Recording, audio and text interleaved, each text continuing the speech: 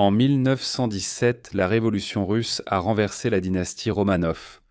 En juillet 1918, le tsar Nicolas II et sa famille furent exécutés, et beaucoup d'autres périrent pendant la Terreur rouge. Pourtant, une sœur, la grande duchesse Olga Alexandrovna, survivrait.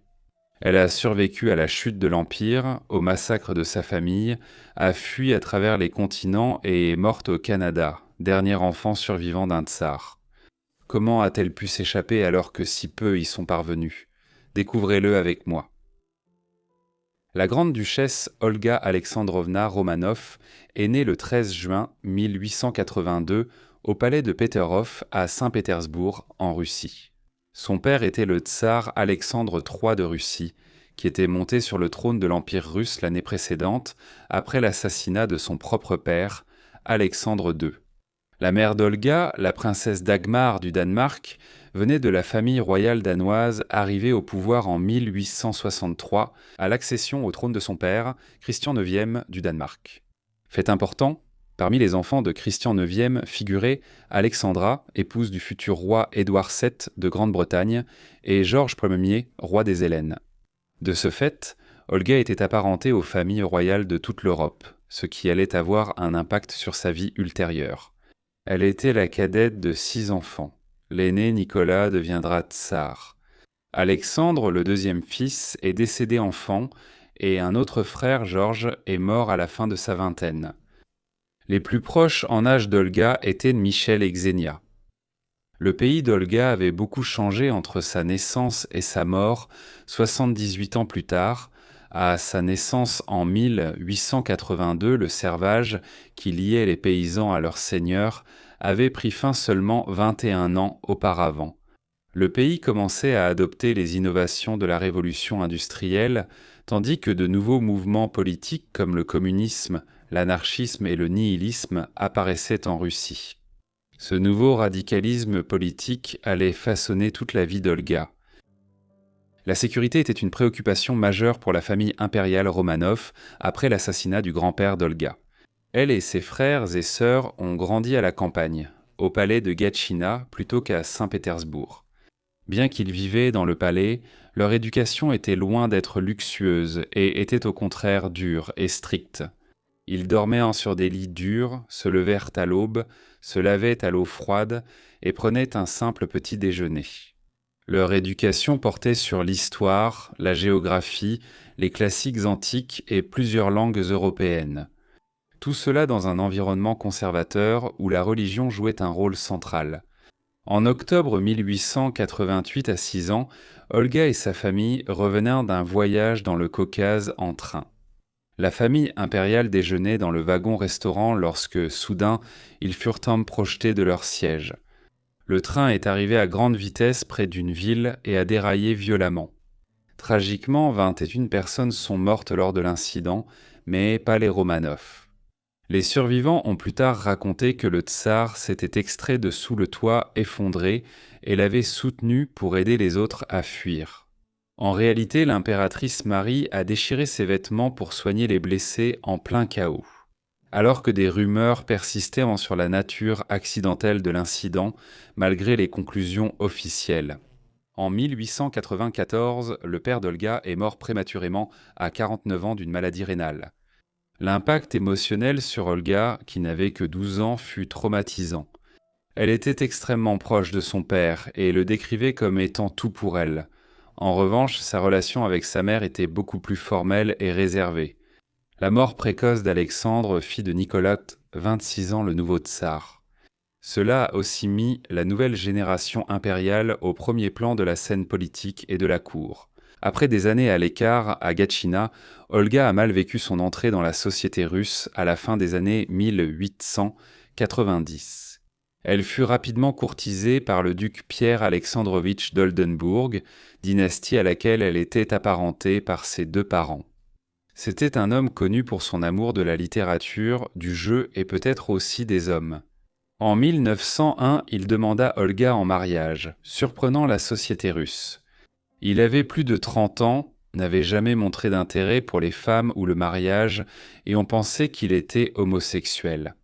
Ils se sont mariés la même année, Olga ayant 19 ans et Piotr 33. Pourtant, on pense que le mariage n'a jamais été consommé. Piotr y est sans doute allé pour obtenir de l'argent de la famille impériale russe afin de rembourser ses grosses dettes de jeu. Ils ont ensuite emménagé dans un palais de 200 pièces à Saint-Pétersbourg, où Olga et Piotr occupaient des chambres séparées, aux extrémités du bâtiment. Il était gentil et attentionné envers elle, mais elle aspirait à l'amour, à un mariage normal et à des enfants. Malgré sa relative gentillesse, cette situation finit par la rendre profondément malheureuse. Elle est tombée en dépression et a même commencé à perdre ses cheveux, ce qui l'a obligée à porter une perruque pendant un certain temps. En 1903, elle demande le divorce, mais il refuse. Pourtant, tout n'était pas désespéré. Durant ces années, la grande-duchesse vivait près de son frère Nicolas et sa famille, renforçant leurs liens. Elle adorait ses nombreuses nièces, les emmenait à des événements mondains à Saint-Pétersbourg et était très dévouée à la plus jeune, Anastasia, sa filleule. Olga et Pierre restèrent mariés jusqu'en 1916 quand elle demanda un nouveau divorce. Des années auparavant, elle avait eu une liaison avec Nikolaï Kouloukovski, officier russe issu d'une famille de propriétaires terriens. Durant des années, le tsar Nicolas, frère d'Olga, refusa qu'elle épouse un homme de rang social inférieur. Olga a donc divorcé de Piotr et épousé Nikolaï quelques semaines après que Nicolas a annulé le premier mariage de sa sœur en 1916 pour non-consommation. Olga et Nikolaï eurent 2 fils, Tikhon et Gouri, nés en 1917 et 1919. Pourtant, ces fils sont nés au milieu d'une crise profonde en Russie. La Première Guerre mondiale éclata à l'été 1914, en grande partie à cause de la rivalité de la Russie avec l'Empire austro-hongrois. Les Russes, alliés à la Grande-Bretagne et la France, ont affronté les Autrichiens, Turcs et Allemands pour établir leur influence dans les Balkans. La guerre fut un désastre pour la Russie, et particulièrement pour le leadership du tsar Nicolas II. Le frère d'Olga a été renversé en mars 1917 lors d'une révolution conservatrice, puis par une révolution communiste plus radicale fin octobre. Après la Révolution, les déplacements des Romanov ont été restreints. Puis, dans les premières heures du 17 juillet 1918, Nikolaï II et sa famille ont été brutalement exécutés par les bolcheviks à Yekaterinbourg. Dans les mois sanglants qui ont suivi, d'autres membres de la dynastie Romanov et de l'aristocratie russe ont été traqués, tués ou poussés à l'exil alors que l'ancien empire s'effondrait.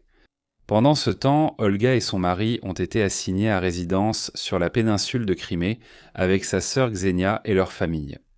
Alors que la révolution sombrait dans la guerre civile, des rumeurs d'exécution imminente se répandaient encore, et leur sort semblait destiné à refléter celui de Nicolas II et de sa famille.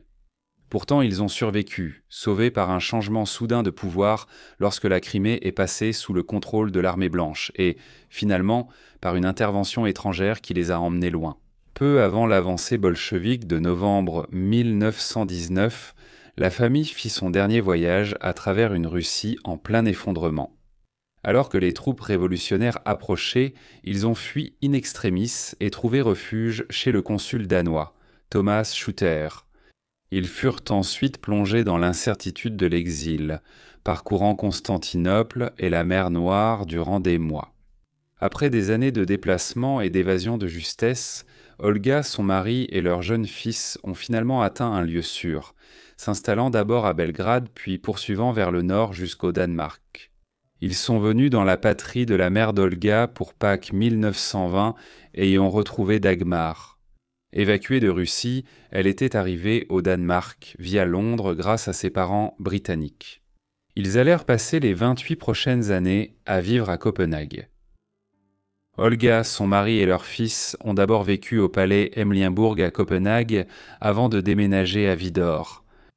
La mère et la tante d'Olga avaient acheté ce domaine en 1906 comme résidence d'été pour la famille venant de Russie et de Grande-Bretagne. Après la mort de la mère d'Olga en 1928, le domaine a été vendu et les bénéfices partagés entre Olga et les autres membres de la famille. Avec sa part, Olga a acheté une petite ferme nommée Knutsminder à Ballerup, près de Copenhague. Là-bas, la sœur d'un ancien tsar et fille d'un empereur russe a mené une vie que l'on pourrait imaginer pour élever sa famille à la fin des années 1920 et dans les années 1930. Par un travail physique ardu, elle travaillait dans les champs, s'occupait de la maison et peignait pour subvenir à leurs besoins, adoptant une vie de simplicité, bien loin de la splendeur impériale. Elle accueillait aussi de nombreux Russes exilés ayant fui vers le Danemark, la France et la Grande-Bretagne. À la fin de la guerre civile russe, avec la victoire des communistes au début des années 1920, la famille a gardé des liens avec la royauté européenne, bien que l'importance politique des anciens membres de la famille royale russe diminuait en Europe, et les espoirs s'amenuisaient quant à la possibilité de renverser l'Union soviétique. Olga, son mari et leur fils passèrent leurs vacances en Suède, rendant visite au futur roi Gustave VI et à sa famille, dont les enfants avaient un âge proche de ceux d'Olga et Nikolaï. Dans les années 1920, Olga a été prise dans les débuts de la légende qui l'entourait, nièce décédée. Nicolas, sa femme et leurs enfants furent tués par les révolutionnaires à l'été 1918 au plus fort de la guerre civile russe. Ce n'est qu'aux années 1970 que le régime soviétique a commencé à révéler où se trouvaient les restes. Pendant ce temps, de nombreuses théories disaient qu'une ou plusieurs nièces d'Olga auraient échappé aux bolcheviks et vivaient en Europe. La personne la plus en vue à cet égard était Franziska Chanskowska, une imposteur qui, dès le début de 1922, commença à prétendre qu'elle était la plus jeune fille de Nicolas. Anastasia Olga avait entendu parler de Chanskowska, et en 1925, elle se rendit à Berlin pour la rencontrer dans une maison de repos. La grande duchesse ne pensait sûrement pas que la jeune femme d'alors, âgée d'une vingtaine d'années, était sa nièce. Elle nota plus tard à propos de cette rencontre que la femme parlait allemand, alors qu'Anastasia ne le parlait pas quelques années auparavant. Bien qu'elle paraisse ne pas parler russe ou anglais, Anastasia avait le russe pour langue maternelle et parlait aussi anglais jeune.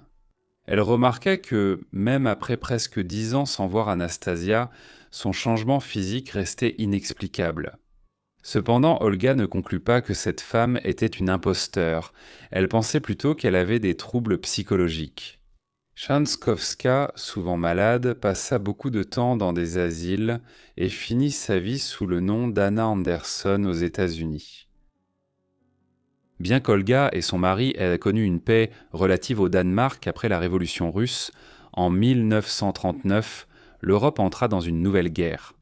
Le Danemark et la Norvège furent occupés par les nazis après une brève opération militaire en avril 1940. Cela éprouva la famille, car les deux fils d'Olga, Tikhon et Gouri, soldats dans l'armée danoise, furent tous deux prisonniers de guerre un temps.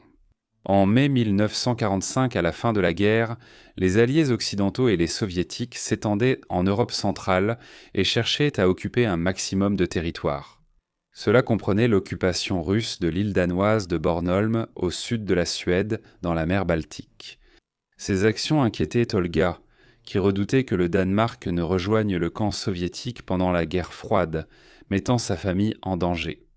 C'était une inquiétude raisonnable, du moins tant que Joseph Staline dirigeait l'Union soviétique. À l'été 1948, la famille s'en quitta le Danemark pour la Grande-Bretagne, accueillie à Hampton Court par le cousin d'Olga, le roi George VI. Quelques semaines plus tard, ils repartirent vers l'ouest pour le Canada. Olga allait passer le reste de sa vie ici, au Canada. Olga et sa famille élargie, comprenant en 1948 les épouses de Tikhon, de Gouri et les deux enfants de Gouri, vécurent d'abord à Toronto après leur arrivée au Canada. Ils tentèrent plus tard de recréer leur vie en achetant une ferme près de Camperville, en Ontario, mais ce choix ne fut pas judicieux. Peu après, Tikhon et Gouri quittèrent la ferme pour fonder leur famille, laissant Olga et Nikolaï seuls pour gérer l'exploitation à l'approche de la soixantaine. Après la guerre, la pénurie de main-d'œuvre a rendu difficile l'embauche, ils ont donc vendu la ferme et sont rentrés à Toronto, en 1952, l'année où Olga a eu 70 ans. Durant ces dernières années, la maison d'Olga a été visitée par de vieux parents et des partisans de la dynastie Romanov. Elle a été invitée à assister lorsque sa cousine, la reine Élisabeth II du Royaume-Uni, a visité le Canada en tant que chef du Commonwealth britannique en 1959. À ce moment, le deuxième mari d'Olga est décédé en août 1958, après des années de mauvaise santé l'ayant immobilisé. 2 ans plus tard, alors que sa santé déclinait aussi, Olga a emménagé avec des amis dans un petit appartement à l'est de Toronto. Elle est décédée le 24 novembre 1960 à 78 ans après un coma. Quelques jours auparavant, elle était loin de sa patrie. Les funérailles d'Olga le 30 novembre réunissaient de nombreux endeuillés. Elle repose avec son mari au cimetière de York à Toronto. Artiste jusqu'au bout, elle a peint sans relâche sur papier, toile et céramique, produisant plus de 2000 œuvres au cours de sa vie. Grâce à cela et à un mode de vie particulièrement frugal, l'ancienne grande-duchesse a laissé un patrimoine de plus de 200 000 dollars canadiens, soit l'équivalent d'environ 2 millions de dollars américains aujourd'hui. Sa sœur Xenia était décédée en Angleterre 7 mois plus tôt, ce qui signifie qu'avec sa disparition en novembre, le dernier enfant d'un tsar russe était mort. Ainsi, à la fin de sa vie et après, Olga a largement été qualifiée de dernière grande duchesse de la Russie impériale. C'était la fin d'une époque car le dernier lien entre le monde moderne et l'ancien empire russe du XIXe siècle disparaissait. Merci d'avoir regardé cette vidéo sur la grande duchesse Olga. J'espère qu'elle vous a intéressé. Si vous voulez plus de vidéos sur la royauté russe, dites-le moi en commentaire. J'espère que vous êtes abonnés et que les notifications sont activées pour recevoir toutes mes vidéos dès leur publication. C'est tout pour moi. À bientôt dans le prochain épisode de Vies oubliées. Merci.